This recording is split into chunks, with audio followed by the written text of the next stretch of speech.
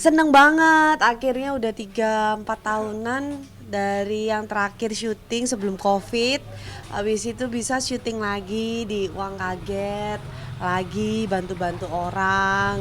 Jadi aku happy banget. Kemarin sempet gak syuting soalnya nikah, habis nikah punya anak terus punya anak lagi. Sekarang udah anaknya udah oke gitu kan, udah ada yang jaga, udah gede.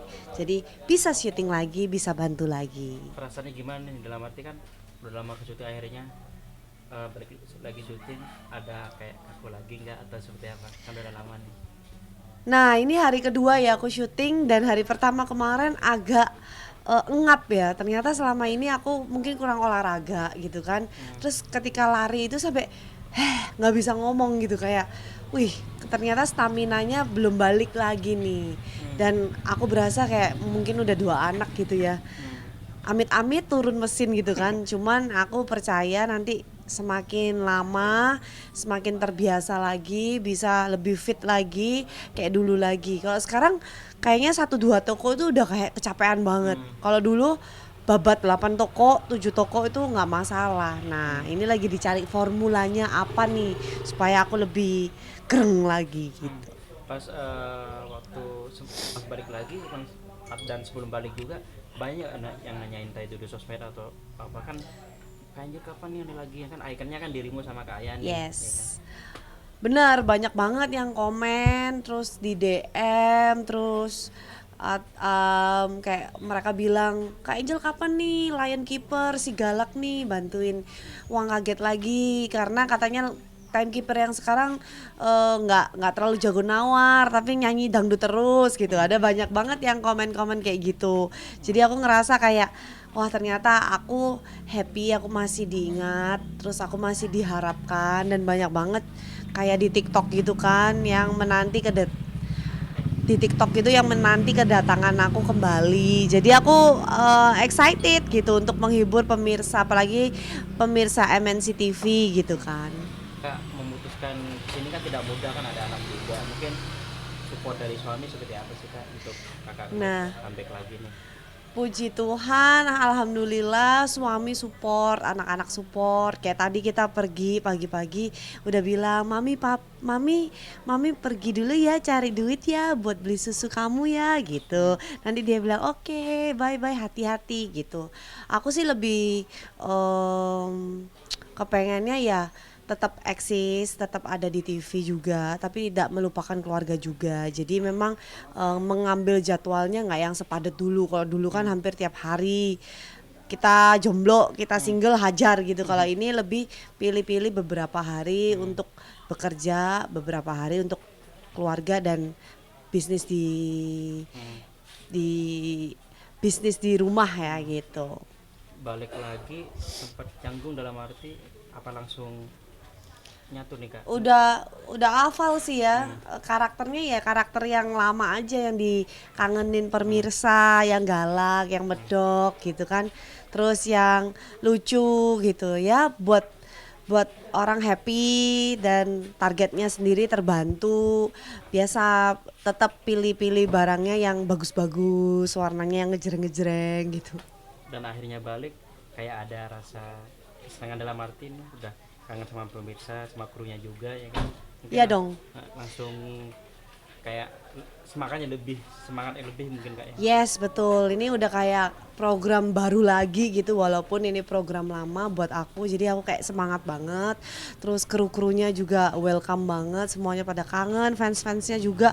Dan kayak banyak yang pedagang-pedagang di pasar udah teriaknya Mbak Angel, Mbak Angel. Jadi masih ingat gitu. Ya, Jadi kayak bener-bener happy lah gitu. Apalagi aku seneng kalau di rumah nanti anakku sama mbak-mbak aku bisa nonton aku kan. Jadi anakku bisa kayak itu mama nih mami kerja ya. gitu. Mami lagi nawar, mami lagi galak gitu.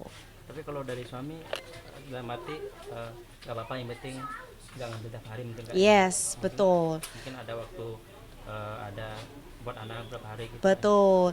Kalau dari suami support aja asal positif, cuman memang harus dibagi ya pekerjaan aku yang sudah ada, brand aku yang sudah ada sama syuting. Jadi kita sama-sama 1 minggu itu kita bagi-bagi kuenya biar adil dan semuanya dapat gitu. Kak mau minta pendapat, mungkin kan Mungkin Mbak, udah di gitu. Hah, dicas di mana? Oh, ada 7 orang yang di dunia yang di rumah kita. Kalau pendapat kakak seperti apa sih, percaya nggak dalam hal itu atau pernah ketemu juga sih? percaya percaya nggak percaya ya kalau buat aku, karena aku ngerasa banyak banget ketemu orang yang mirip. Mungkin itu kembarannya. Cuman belum ada yang mirip sama aku. Jadi percaya karena teman-teman tuh banyak banget ya, kalau ketemu ini ih mirip ya sama ini mirip ya gitu. Tapi kalau untuk aku pribadi aku belum ketemu yang mirip sama aku. Yang kocaknya mirip mungkin ada gitu. Sifatnya mungkin ada tapi mukanya yang mirip persis belum ada. Mungkin harus carinya di Korea gitu. Oh iya benar. Dan juga kalau yang kemarin kira kayak yang ketemu kembaran kayak Pevita First juga ketemu kan dengan kembaran juga, mungkin kakak melihatnya kayak ada ternyata loh. Yes. Nah, maksudnya dalam arti berarti bukan cuma di Indonesia aja. Dongeng, yes. Iya sih, percaya sih. Nggak cuma di dongeng aja, nggak cuma di cerita orang aja. Bahwa memang ada orang-orang yang bisa kembar gitu. Kayak walaupun beda mama, beda bapak, tapi bisa kembar. Itu suatu keajaiban lah ya. Aku juga kepengen sih kalau ada kembaran aku ketemu. Tapi pernah nggak kalau kalau kembaran gitu, berarti istilahnya emang ada kayak dalam arti meskipun nggak Indonesia mungkin ada di luar negeri atau di mana? Mungkin kalau aku sih ngerasa memang kembaran kita tuh yang mirip-mirip pasti ada ya. Mungkin kalau nggak di Indonesia ya di luar negeri gitu. Apalagi Pak Jokowi kembarannya banyak Iya, kan banyak, tuh. Terus habis itu Pak Anies ya kan. Terus Pak Ganjar gitu. Jadi memang dunia ini unik. Kita mempercayai yang positif aja ya. Kita juga kak mengenai jodoh nih, mungkin banyak yang bilang jodoh tak akan kemana nih, meskipun larinya kemana ntar baliknya ke si pertama lagi. Kalau kakak lihatnya seperti apa sih? Kalau aku percaya banget ya masalah jodoh. Kita mau muter-muter, kita nikah sama A, B, C, D. Kalau memang bukan jodohnya pasti akan bertemu dengan jodohnya yang sampai mati. Jadi aku percaya banget, makanya kalau cari jodoh itu nggak boleh sembarangan. Harus didoain, harus dipuasain. Apalagi kita orang beragama ya. Jadi jangan suka langsung nikah gitu kan. Kita belum tahu gitu. Tapi kalau jodoh itu mau berantem kayak apapun ntar balik-baliknya ke dia lagi karena udah ada ikatan gitu loh. Udah ada ikatan batinnya. Dan memang itu udah garis jalannya gitu. Dan juga di kalangan artis juga banyak kan, maksudnya pacaran mas tapi akhirnya balik ke si A lagi nih. Kalau kakak melihatnya mungkin ya mau cuma di kalangan masyarakat, di kalangan artis juga ada, terus seperti apa sih? Ya kalau di kalangan artis memang dari awal kadang-kadang kalau udah ketemu udah jodoh ujung-ujungnya ketemu lagi. Ya walaupun kita udah jagain pasangan orang ya ujung-ujungnya ketemu lagi. Namanya jodoh itu udah takdir Tuhan lah ya, udah takdir Tuhan, udah jalannya. Jadi kayak aku ngerasa kita tuh nggak bisa menghakimi orang karena jodoh orang tuh nggak ada yang tahu. Bisa jadi ya orang-orang lama yang kita pernah ketemu gitu kan. Jadi ya positif aja lah. Pokoknya jodoh itu pasti tidak akan lari kemana-mana. Jangan lupa saksikan aku Mbak Angel Lion Keeper di Uang Kaget Lagi hanya di MNC TV. Oke bang, gimana tadi dari rumah terus jualan pisang tadi gimana? Ngelihatnya waduh ternyata ya ternyata pemerataannya belum berasa sampai jadi masih banyak yang serba terbatas kehidupannya ya. Jadi tadi lihat ibu masih tetap berjuang, masih tetap bekerja, terus gua rasa penghasilannya tidak sepadan dengan apa yang dikerjakan gitu kan, masih tapi ya dia tetap mensyukuri gitu lah ya, kalau di Tadi sempat abang Kak Tika tuh pak jualan pisang sama lele tadi ya? Ya dia pisang sama lele, pisang pun itu cuma dia bawa pulang aja karena dia nggak cuma dikit kan dan belum matang juga nggak bisa dijual juga sama dia gitu. Jadi pendapatan per hari keseharian itu nggak tentu. Kalau si ibu yang mungkin si bapak mungkin lebih.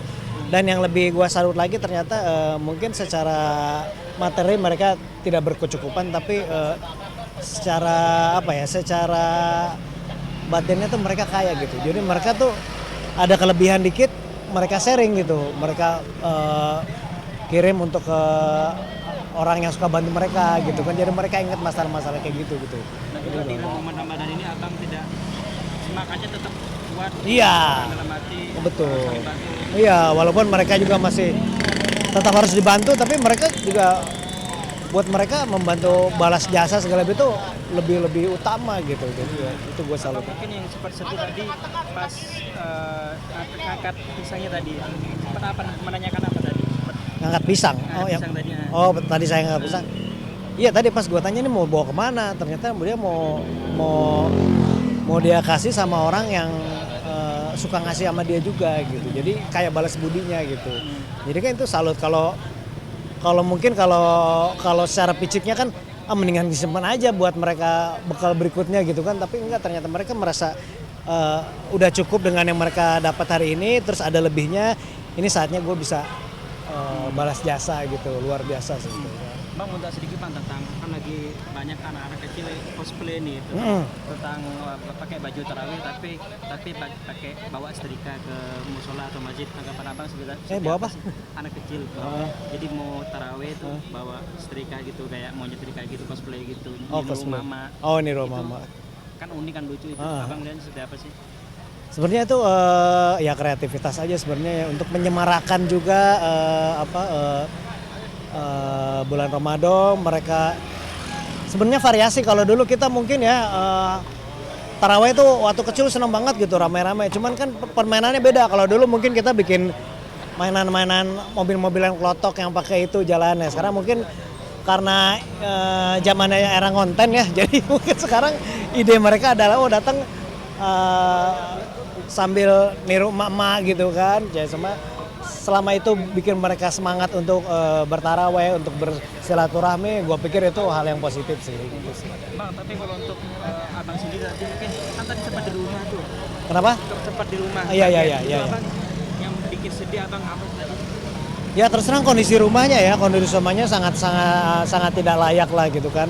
Kebersihannya semuanya gitu. Terus udah gitu bapaknya sakit. Begitu bapaknya sakit juga kelihatan banget bahwa udah sakit gitu, terus tempatnya sirkulasinya segala macam tuh nggak bagus gitu kan. Jadi ya mungkin yang sakit jadi bisa jadi tambah sakit juga gitu, ada debu segala macam karena dia terus hidup di situ. Jadi menurut gua kondisinya nggak layak banget dan ya itu yang mesti dibantu gitu supaya selain kondisi rumahnya jadi lebih sehat, yang tinggal juga jadi lebih sehat. Itu sih. Terakhir Bang, Abang juga menyatu dengan masyarakat, mungkin Ya. Abang lagi sampai flashback gitu ya. Flashback maksudnya Abang dulu seperti apa mungkin. Makanya langsung nyatu ke masyarakat juga. Iya. Ya karena intinya ya sebenarnya apa ya, ya gue juga dulu tinggalnya di kampung-kampung kan. Ya sekarang juga sama maksudnya bersosialisasinya itulah. Jadi cuman di sini lebih kerasa lagi bahwa ya tinggal bedanya kalau tinggal di kota itu kan mungkin ya ada kesenjangan masalah komunikasi, masalah sosialisme, sosialisasinya gitu kan. Kita nggak begitu bersosialisasi karena udah dibatasi oleh tembok yang tinggi mungkin gitu kan. Terus kesibukan masing-masing. Nah kalau di sini lebih guyup aja semuanya gitu kan. Jadi tetangga-tetangganya lebih aware satu sama lainnya. Itu yang mungkin ya sebenarnya Indonesia itu seperti itu, masyarakatnya masyarakat yang bersosialisasi gitu. Jadi perbedaan dengan di kota dengan di desa ya, di kampung-kampung ya itu. Jadi ya gue ngerasain di sini wah kayak dulu ya tadi kayak gue tarawehan tuh dulu bisa main sama anak kampung gitu, rame-rame seru-seru jalan-jalan ke sawah gitu. Itu ngingetin gue ke situ wah ini mungkin dulu kayak gitu kan. Jadi ya kalau sekarang di kota ya anak-anak kehilangan itu gitu untuk bareng-bareng kemana gitu kan, main bareng-bareng rame-rame. Itu yang mungkin sekarang hanya mereka bisa dapatkan pada saat mereka bersekolah gitu. Sosial kalau di rumah kan juga ada tetangga tapi ya udah sibuk masing-masing gitu. Kalau sekarang kan pulang sekolah nih lu bisa main sama temen tetangga lu, cuman seberang depan doang ngelangkah udah tetangga gua gitu sih.